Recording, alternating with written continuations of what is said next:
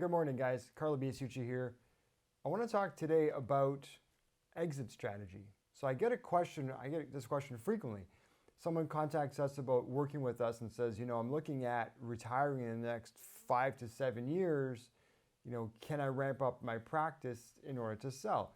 And so inevitably leads to this conversation. So I'd like to just have this with you now and kind of talk out some options, some ideas, things you should be thinking about. Even if you're early in your career and you're not actually thinking about retiring in the next, maybe decade or two, you have a long way to go. You should still be thinking about setting up your practice, your business in a way that is most valuable, the most saleable, basically just has the most value because why wouldn't you do that? Why wouldn't you set it up that way anyway, right? So let's look at how this plays out. When it comes to exit strategy, and there's some slides here, I'm going to put them up on the screen here so you can see them as well. But when it comes to exit strategy, there's really a couple of options. The first is just the standard sell my practice and retire, right? So I sell, I'm done with dentistry, I'm going to go play golf now, play with the grandkids, whatever. And so that's one option. Typically now you're selling to another dentist. Corporate deals are very different. So that's one option. We'll talk about the ways that typically will play out. The other option is to sell and continue associating. So maybe you take the equity off the table now and you keep treating the patients that you've grown that base for your entire career, and you can continue to treat those people as an associate. Another option for however long you choose. The next is you could sell and maintain some equity in the practice. So there's lots of ways to structure that. Maybe it's a staged sale to an associate. Maybe it's a purchase by a corporate entity that is, maintains some equity play for yourself. Lots of ways to structure that as well. And finally, selling to a corporate or another dentist. Well, if you're selling to a corporate, I can tell you right now, there's a lot of hiccups when it comes to the way those contracts are written. And if you really dig into them, there's a couple of big ones in Canada, a couple of big ones in the US. The ones in Canada I'm very familiar with, and not by name, but I'll tell you right now that the way the contracts are written, you're going to end up working for 5 years plus in order to, basically what they're doing is they're giving you a premium on your practice price. You think, well, I can get more money if I sell to this corp. But what they're doing is they're then making you work. They're making you work it off, right? You're actually going to stay in the practice until you've paid for the practice. So that's basically the way they're structured, right? You're going to work another 5 years, and if you don't hit certain numbers, you don't hit certain metrics, the practice doesn't grow by X, you're going to stay and keep working, or we're going to, claw back some of the money we paid you. That's the way some of these contracts, actually most of them are written. And you want to be very careful about that. You want to know that going in. So if your strategy is, okay, I'm going to just, ride to the end, I'm going to sell to a corporate and, whatever, I'll put in some time, that's not exactly how they play out. I know a lot of people who are in this position right now that are stuck, and they're now having to do all kinds of things they didn't even do when they own the practice in order to make certain numbers so they can be out at the date they're supposed to be out.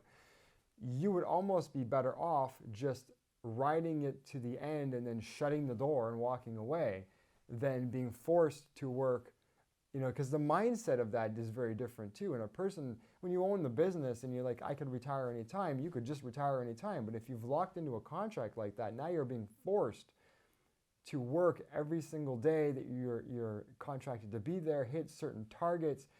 The mentality is very different. It's like a prisoner who's just like, chalk lining their days to the end of their sentence. It's really a bizarre conversation when you talk to people who are in this situation. So be very careful about those deals.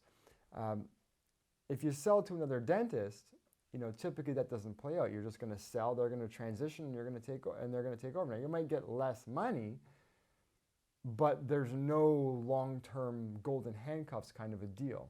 So there's a few ways to play this out that I think make the most sense. So let's look at, and then the corporate deals I've kind of dug into. So I want you to think about that. Now, if you're going to look at selling your practice, there's a couple of things I want you to set up in advance. So first of all, it needs to be as valuable as possible, obviously. We're going to talk about in a minute how we set up the practice for maximum value, okay? Regardless of who you sell to. Because if the practice is extremely valuable, then even selling to another dentist becomes, you're going to get more value out of it. But are you willing to accept the golden handcuffs of a corporate deal or not? Now, if the practice is really valuable, you can get a corporate deal without that long tail, okay? And I'll get into that in a minute too. Now, one thing to consider is in either case, if you can maintain ownership of the real estate, that's a great play. So if you own the building that you're in and you go to sell the practice continues and you keep getting rental income from the business.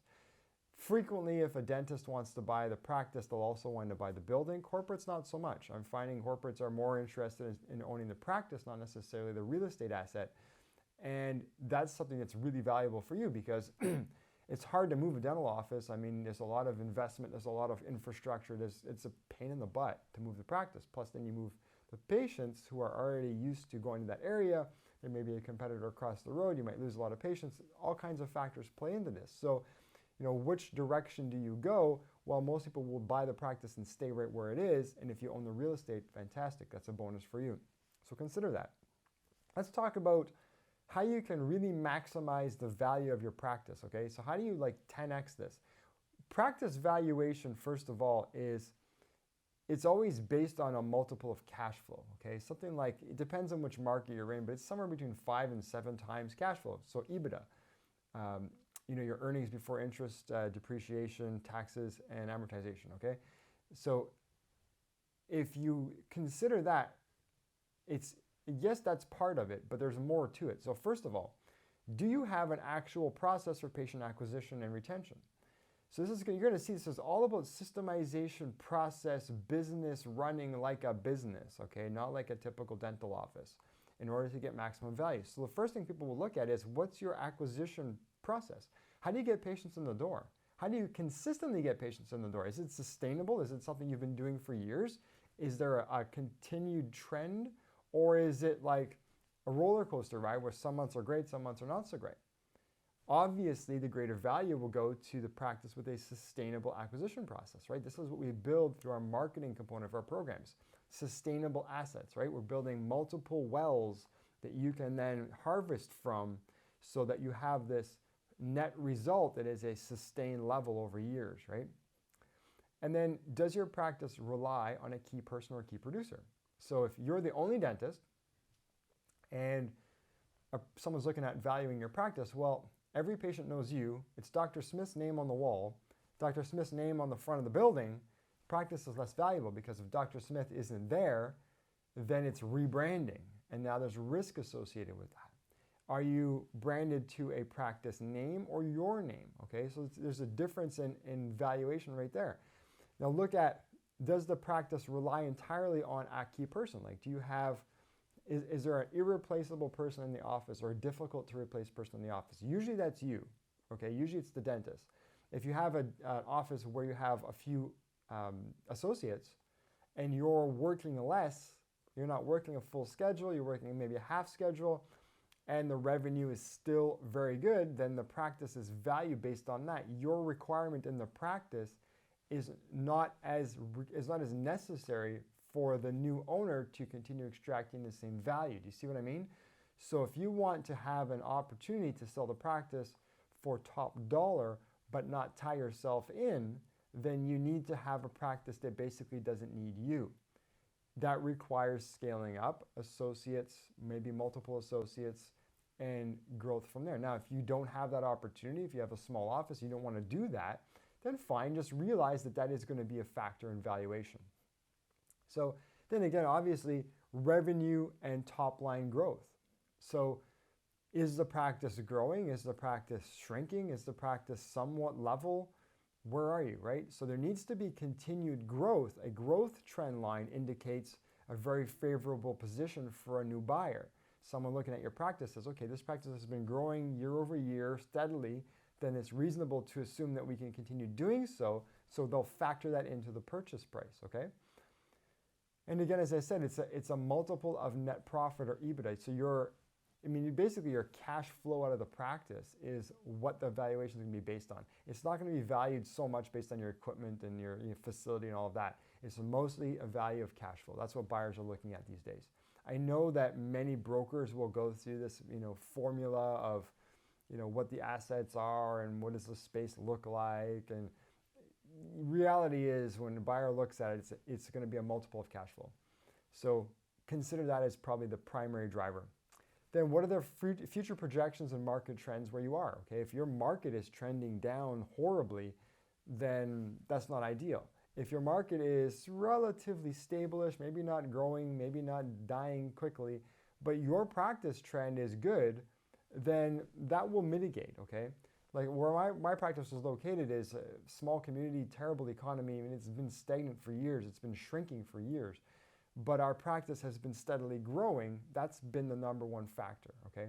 So that basically trumps what the market is doing, but it doesn't play into it, okay? If you're in a really depressed area, then the valuation that may take into effect a bit. Now, what about systems and repeatable processes? So the more systemized, the more documented, the more clearly repeatable the processes in your practice are, the more valuable the practice, right? Any business is like that. If someone could just come in and keep doing it, like when someone buys a McDonald's franchise, they don't buy, meat and buns and, a space. They buy a manual, they buy a system, they buy a process that works. Like if we do this the way they say to do it, we'll get X result. And X result is what we're looking for. So they're buying the process. So someone looks at your business, any business, but even a dental office, if someone looks at your practice and they see that, hey, I can do this because this person has all these things repeatable, systemized, documented, clear. I know how they onboard people. I know how they deal with a new patient. I know how they deal with emergencies. I know their account system. I know their case acceptance process. All these things are systemized all the way along. The value is that much greater. So systemized, documented, clearly repeatable processes are significantly more valuable to a buyer. And an empowered leadership team. Do you have people who can solve problems? If you have a leadership team, you have a self-operating practice. Practice doesn't need you. Practice doesn't need you. It's significantly more valuable because now a buyer looking at it says, hey, the people run the show, the culture is already great. It's harder to break that, right? A solid culture is hard to break. I mean, it can be broken, trust me, but it requires, significant mistakes be made in order to damage it so that it's no longer functioning the way it was. If you have a solid culture, you have a empowered leadership team, you'll have happy patients, you'll have less reliance or no reliance on the owner, and that's a value, a significant value, I think, and a new owner would be looking at that as well as a significant value add to the purchase price. So empowered leadership team, self-operating practice gets you top dollar. And then continued capital investments. Have you been making repeated investments in the practice? Have you been maintaining things? Have you been, keeping them looking the way they should? Is the practice clean, pretty, up to date, new equipment or up to date equipment at least? Or has it been completely neglected for the last 20 years because you knew you were going to sell it and you just never did anything with it? That will definitely play into the purchase price, okay? A practice that is bright, clean, appears new, pleasing, patients comment on how nice it is, that sort of thing, that adds significant value, okay? People want a new asset, right? Nobody wants to buy an old beater car, they want to buy a new car. So think about that. You don't have to go and completely remodel and rebuild from scratch, but face it up a little, absolutely. And then market domination, I think, is the key. Is your practice the practice in the area? If it is, top dollar. If it's not, somewhere below that. And somewhere below that to the degree that nobody knows you or everybody knows you, right? So it's in that range, in that spectrum. Do you have a community presence? Are you everywhere in all media? Do people know you? When someone says dentist, are you the name that comes up? Or are you one of the top 3 at least? Are you very present in the community? Are you generous? Do you have a vision to be that person in your community, right? These are things you can build in 3-4 years, no problem. I mean, even in 3 years, you can build that by creating a buzz about your practice and getting involved in the community and really putting a push on creating the kind of practice that someone wants to buy, that you would want to buy, right? If you had 2 practices side by side and one had all of these features that we just talked about and one had none of them, which one would you want to buy? Which would you pay for? Which would you pay more for, right? So a buyer is looking at your practice saying, if I'm going to pay X, how am I going to get that back? And a multiple on it, right? Because it's a business. We want to make money. I mean, at the end of the day, a buyer's not going to buy your practice if there's no prospect of making the money back, plus a return. Otherwise, why bother, right? So all of those things should be considered. Now, if none of those things apply to you right now, then you have time to work on them. So I would get to work. Pick one at a time and keep looking at how can I do this in my practice? How can I create these things in my practice so that I know when I value it, I can get top dollar. By the way, if you've never had your practice valued, get it done. Get a valuation. Know where your practice stands right now. And then decide, okay, I'd like to add 50% to that. How can I do it? Right? When I was off injured, my practice was a $2.5 million practice, a successful practice, but I wanted it to be worth a whole lot more than that. So I decided to find out how could I make it worth a lot more. And we tripled it in 3 years. And in doing that, we installed all of the things I just talked about. And the practice didn't need me. It was self-operating, complete market domination, systemized, processed, repeatable, everything exactly the way I just talked about. That gets you top dollar for the practice. It gets you not tied into a sale. It gets you basically the kind of deal that you want.